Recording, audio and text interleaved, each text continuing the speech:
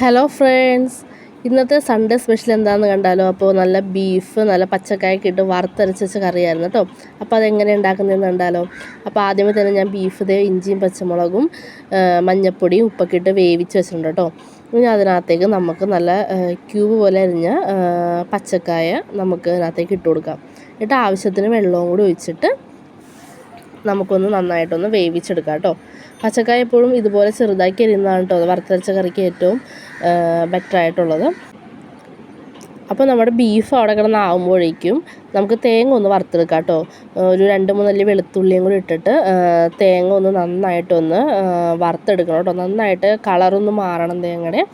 അപ്പോൾ ഈ ഒരു പരിവ് പോകുമ്പോഴത്തേക്ക് നമുക്ക് അതിനകത്തേക്ക് മല്ലിപ്പൊടിയും മുളക് പൊടിയും മഞ്ഞൾപ്പൊടിയും കൂടി ഇട്ട് കൊടുക്കണം കേട്ടോ.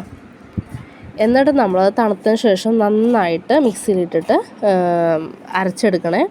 അപ്പോൾ ഈ ഒരു പാകത്തിൽ നമ്മൾ അരച്ചെടുക്കണം കേട്ടോ. വെള്ളമൊന്നും ചേർക്കാതെ തന്നെ അരച്ചെടുക്കണം. വെള്ളം ചേർത്ത് കഴിയുമ്പോഴത്തേക്കും അതിൻ്റെ ആ ഒരു അരപ്പിൻ്റെ കളർ മാറും. അതിനുശേഷം നമ്മളൊരു കറി വെക്കുന്ന ഒരു പാനിലേക്ക് നമ്മൾ കുറച്ച് 2-3 സവാളയും കൂടി ഇട്ടിട്ട് നന്നായിട്ടൊന്ന് വഴറ്റിയെടുക്കണം അത്.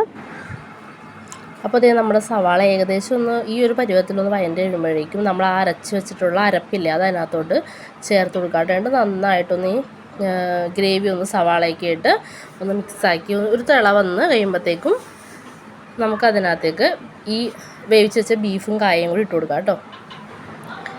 ഇനി ഇത് നന്നായിട്ട് അരപ്പി കിടന്നിട്ടൊന്ന് നന്നായിട്ടൊന്ന് മിക്സാക്കി എടുക്കണം കേട്ടോ. അപ്പോൾ കുറച്ച് നേരം ഒന്ന് തിളച്ച് കഴിയുമ്പോഴത്തേക്കും ഈ ചാറും നിങ്ങളുടെ ആവശ്യത്തിന് ചാറൊന്ന് വറ്റിച്ച് എടുക്കാം കേട്ടോ. ഇനി നമുക്കിതേ ആവശ്യത്തിന് ചാറൊക്കെ വറ്റി റെഡിയായി വന്നപ്പോഴേക്കും നമുക്ക് താളിച്ച് ഒഴിക്കണം കേട്ടോ.